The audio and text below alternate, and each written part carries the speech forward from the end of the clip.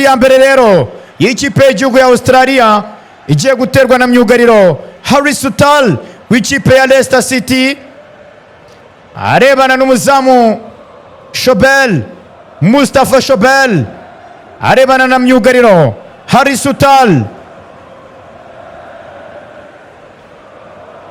Harry Sutal n'umuzamu Shobel batitera, araza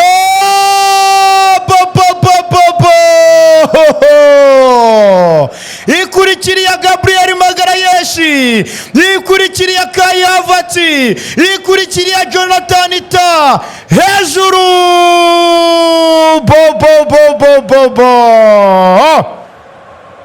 Harry Sutal penaliti ya mbere ya Australia ayita mu bicu hirgiyo. Misiri nayo ijya gutera penaliti ya mbere.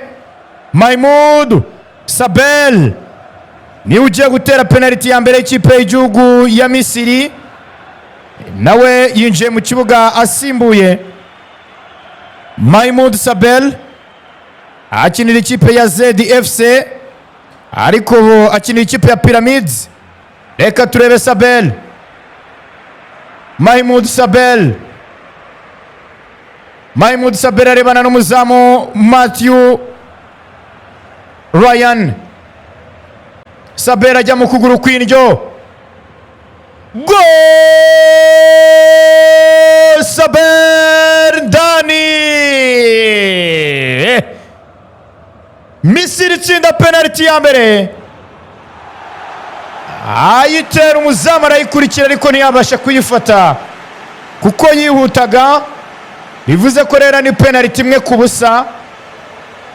Amakipe yombi amaze gutera penaliti imwe kuri imwe, ariko ni penaliti imwe ya Misiri ku busa bwa Australia.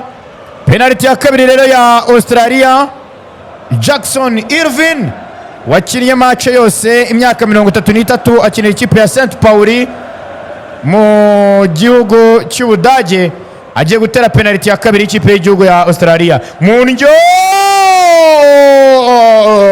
ndani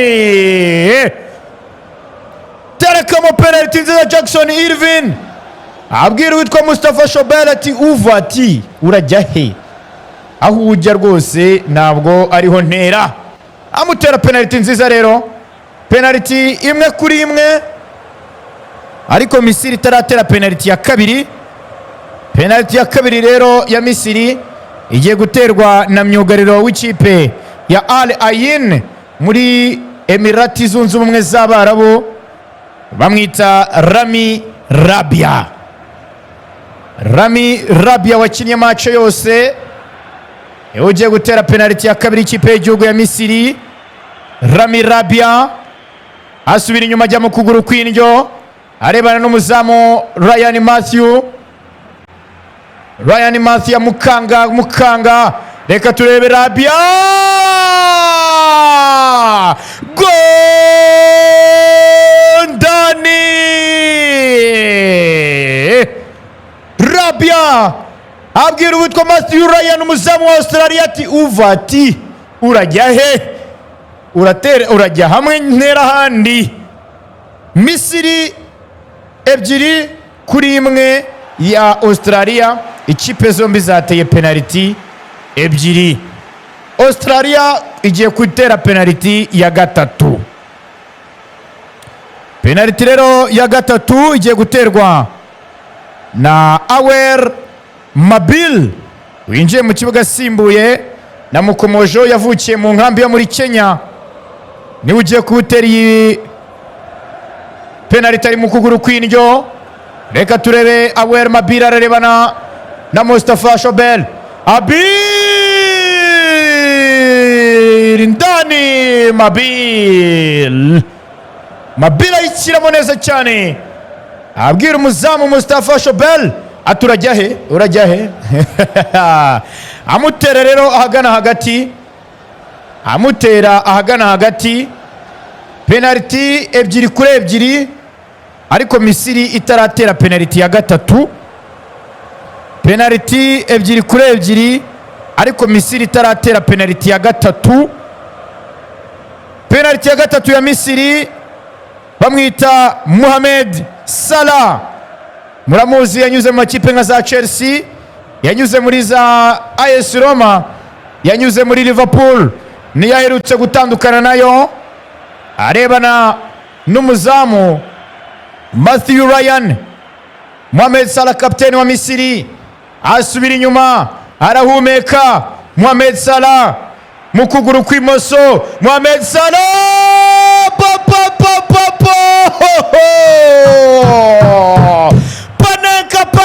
panenka Salah, gol ndani Misiri. Mohamed Salah akubita yitwa panenka, ye baba we. Mohamed Salah ufashe risiki ikomeye cyane, atera panenka. Penaliti eshatu za Misiri kuri ebyiri za Australia. Australia yamaze gutera penaliti eshatu, bagiye gutera penaliti ya kane. Ni umwana ukiri muto cyane, Lucas Ellington, akinira ikipe ya Colorado Rapids yo muri Leta Zunze Ubumwe za Amerika. Afite imyaka 19 y'amavuko n'imyugariro. Bamuhereza penaliti ajya mu kuguru kw'indyo, arebana na Mustafa Shobel. Shobel amurusha imyaka 7.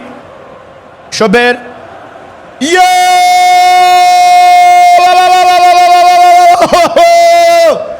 pato Misiri. Uyu mwana Lucas Ellington yarateye penaliti nziza, ariko iragenda ifata umutambiko w'izamu ujya hanze. We Abanya-Australia bye bye, Abanya-Australia bye bye. Penaliti ebyiri za Australia kuri eshatu za Misiri. Australia yateye penaliti enye, ni mu gihe Misiri yateye eshatu. Penaliti ya kane ikipe y'igihugu ya Misiri ikaba igiye guterwa na myugariro Hossam Abdelmajid, akinira ikipe ya El Zamalek yo mu Misiri. Nayitsinda birahita birangira kuko birabaye penaliti enye kuri ebyiri, kandi ari buze ko hasigaye penaliti imwe, bivuze ko ni Australia yayitsinda nta kintu byaba bimaze. Ubwo rero Abdelmajid Hossam yinjiye nawe mu kibuga asimbuye nimero enye mu mugongo, yinjiye mu kibuga ku minota 67 asimbuye. Uyu musore wa Zamalek se abagiye gutanga ibyishimo ku Banyamisiri, ajya mu kuguru kw'indyo, imyaka 25. Abdelmajid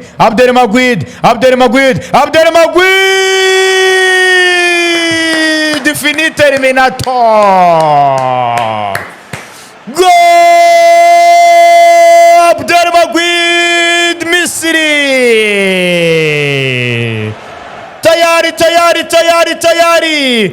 Misiri kabibonye qualification ya 1/8 isezera ikipe y'igihugu ya Australia nyuma yo kungwa igitego 1-1, yitsinda kuri penaliti enye kuri ebyiri. Misiri another African team to the round of 16. Another team of Africa to the round of 16 after Morocco. Ikipe y'igihugu ya Misiri rero ikaba ibonye itike bidasubirwaho ya 1/8 kirangiza mu gikombe cy'isi cya 2026. Australia usha penaliti ebyiri, imwe yafashe poto indi ijya hejuru, hanyuma Misiri itsinda penaliti enye zose. Ni mu gihe umuzamu Matthew Ryan w'ikipe y'igihugu ya Australia warushyizwemo kugira ngo afate penaliti ntabwo abashije kugira iyo afata. Ngayo nguko rero uko birangiye, ikipe y'igihugu ya Misiri yibonera itike. Ubwo rero umukino watangiye ku isaha y'isa 2. Ikipe y'igihugu ya Misiri yabonye igitego ku munota wa 13 cya Imam Ashur kuri assist ya Karim Hafez. Hanyuma ikipe y'igihugu ya Australia iza kubona icyo kwishyura kitsinzwe na Mohamed Hani, umuyugariro w'ikipe y'igihugu ya Misiri. Hanyuma imikino minota 90 yarangiye ari ubusa ku busa, hanyuma ari igitego 1-1. Hanyuma bajya muri prolongation, nayo irangiye ari igitego 1-1. Bagiye rero muri penalty.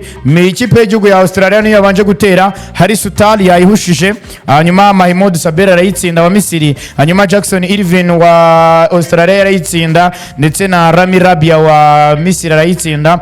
Awer Mabil wa Australia yayitsinze, hanyuma Mohamed Salah wa Misiri nawe arayitsinda, ni mu gihe Lucas Ellington wa Australia ayushije, hanyuma uwitwa Abdel Maguid arayitsinda penaliti enye kuri ebyiri. Misiri rero ikaba yerekeje muri kimwe cy'umunani kirangiza mu gikombe cy'isi cya 2026, igikombe kiri kubera muri Leta Zunze Ubumwe za Amerika, Mexique ndetse na Canada. Akaba ari umukino waberaga hariya Dallas Stadium. Ubwo rero nyuma y'aho ngaho